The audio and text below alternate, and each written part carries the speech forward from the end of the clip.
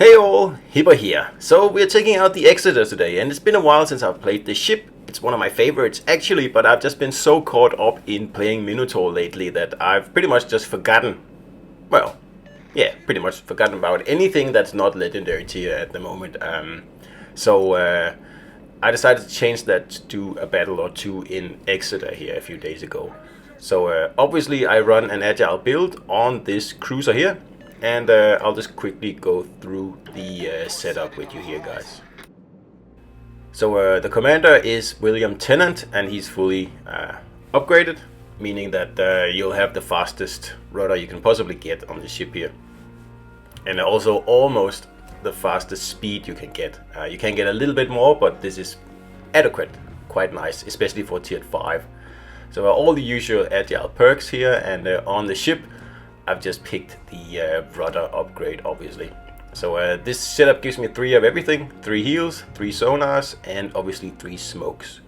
So I actually play this ship pretty much like I play the Minotaur. Of course the Minotaur does it better because it has a radar, and also the fact that Exeter actually has smoke. On Minotaur you have to choose, do you want radar or do you want smoke? And I mean, both have their uses. But I always go with radar when I have the choice. On Exeter I don't have the choice, I'll just have to make do with the sonar. So we're going in here to the middle of the map to see if we can grab this cap here, because no one's really in position over on the left flank to be able to defend this cap here. So I'm gonna, take full advantage of that. So I am getting spotted now, but I'll just use my smoke to disappear. And then the plan was to just cap and then get out of dodge after, but obviously this Pensacola here is not letting me do that. So I just have to bide my time and find the opportune moment to rush this Pensacola here, because I have torpedoes, the Pensacola does not. And it doesn't look like he's gonna give up the cap here. So the good thing about Exeter is that you have a really nice acceleration, just like on Minotaur. There's a lot of likenesses here, which means that if you need to surprise attack someone very quickly, I mean, you can do that very well in Exeter, and the same in Minotaur pretty much, because the British acceleration is just so good. So it looks now like that Pensacola is going to get back up from the Andrea Doria there, which means that I will have to make my move before either of them enters the cap, because then I won't be able to surprise them. So that's why I am, like I said before, using that speedy acceleration to get up to 30 knots already. It only took a few seconds. And then I want to close the distance to the Pensacola's island before the Andrea Doria gets into the cap, because it's obvious that he is just he's just steaming straight for the cap. So I will need to torp the Andrea Doria and see what I can do with the Pensacola, because it kind of depends on what he does. If he starts bow tanking, I will have to torp him. If he comes out broadside, I can probably citadel him. So it totally depends. I don't know what's going to happen until at least the Pensacola comes out. But it looks like he's going to come out broadside, so that's pretty easy. Take him out of the game right there. And then I just need to make it into this island here before the Andrea Doria can finish me off.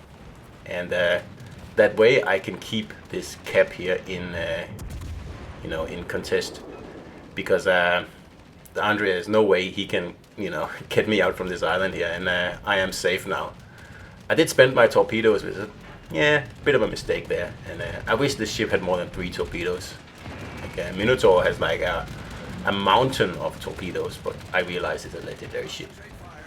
So the Andrea Doria is in a pretty bad position now. He's sitting in the middle of the map, and he has no way of hitting me, and he cannot cap either because I am holding the cap. But I am the carrier's favorite pet right now, so I need to get this situation here over with quite quickly, otherwise I will succumb to carrier fire. Because the carrier is obviously trying to push me out from behind this rock so that Andrea can finish me off, but that is obviously not going to happen. So I am marking this carrier player here in my little black book because obviously there's no more destroyers for him to hound, so it makes sense that I'm his target because I am capping and I am a valuable target, and he knows that if he can push me out from this rock here, the Doria will finish me off quite quickly. Of course, that battleship had to leave the cap. He's just too exposed. That all plays nicely into my hands. I mean, he made a dumb move, thinking that he would be able to take me out of the game, and all this really meant is that I can now cap here in relative peace and quiet, except for the carrier again approaching, and this time I'm going to see if I can't dodge a bit of that incoming nastiness that he's sure to bring, and again I'm going to make another mark in my black book for this carrier player here, and if I get the opportunity, which I'm sure you know I will later in the game, to take care of him, then I will do. So here the Doria is trying again, but obviously I have another smoke, so I'm not worried, but I'm not firing because that means I will get spotted, and obviously I don't want that to happen because that Doria can take me out with one salvo.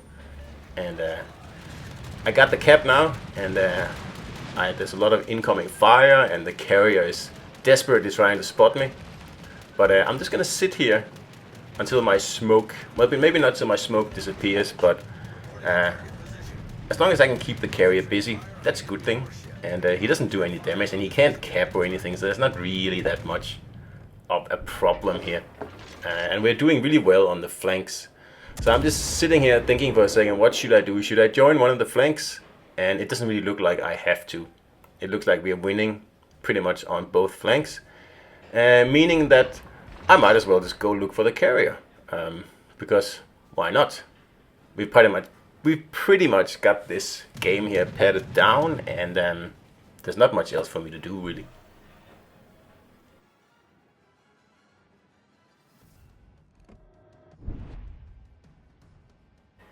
So even over at A, everything is looking peachy now, so I decide, okay, let's go find that carrier. Why not? He's been a thorn in my side, well, at least the last 5 minutes, so it's gonna be good to get some payback. So there's still a battleship left over at C, but he is, 1 versus 3, so really that should be fine. So if I can keep the carrier occupied here, then that's pretty much what I'm going to do. And as you can see, my Agile build comes in nicely here, especially down here at the lower tiers. No one really expects cruisers to be this agile, and Exeter is the most agile cruiser at tier 5. It's both fast, and it's got very, very fast rudder, and it has that excellent extra acceleration that the British ships have. So if you just keep your wits about you, it's kind of hard to get torped by carriers in this ship here. They really have to take you by surprise, or they have to get lucky when you're sitting still in smoke. So this is a favorite of mine here, when the carrier panics because there is a cruiser homing in on it, and he starts dropping the single torps, and you can just tell that uh-oh, he's not a happy man right now. So it's just a matter of time before I spot him, because I know roughly where he is, and I may not actually be the one who kills him, because the reload on Exeter is very, very slow, and the AP tends to overpen a lot, which is obviously a problem when you're dealing with carriers. It just tends to get overpenned all the time. Now I believe the one I'm facing here is a Weser, like the German tier 5, and that's actually one of the better carriers to get citadels on when you're in Exeter, but still I don't believe I get any citadels on this guy here. But avoiding the bombs, quite easy, especially with tier 5 carriers. It's a little bit more difficult at tier 7 because, well, it's tier 7. But down here, like I said, if you face tier 5 carriers, it's not that much of a problem. So speaking of, British cruisers, we still don't have a premium tier 7 British cruiser yet. I don't know which one it could be, Drake or something like that, I have no idea, but I would still like one. Also, obviously, we don't have a French either. I don't think so anyway, not off the top of my head. Oh, and there was a clear sky in Exeter. That's a little bit unusual, but we managed it. And as you can see here, like by this time in the battle, I only had 13,000 damage, which is like hardly anything. But I end up at the top of the leaderboard simply because I defended that middle cap pretty much the whole first half of the game. And I mean, that gives you points. So that's also one of the reasons that I don't go for full damage builds on cruisers. Because honestly, I think you actually get, obviously, you get better XP by actually playing the objectives instead of, you know, farming damage or high calibers and all that stuff. If you cap and you get away with it, well, that's about the same as sinking and taking all the health off one ship, especially if you solo cap. And capping, especially early in the game, gives your team a massive advantage. It's not always teams are able to actually capitalize on that advantage, but in theory, it helps a lot, because taking a cap back is a lot harder than actually just taking a cap at the onset of the battle.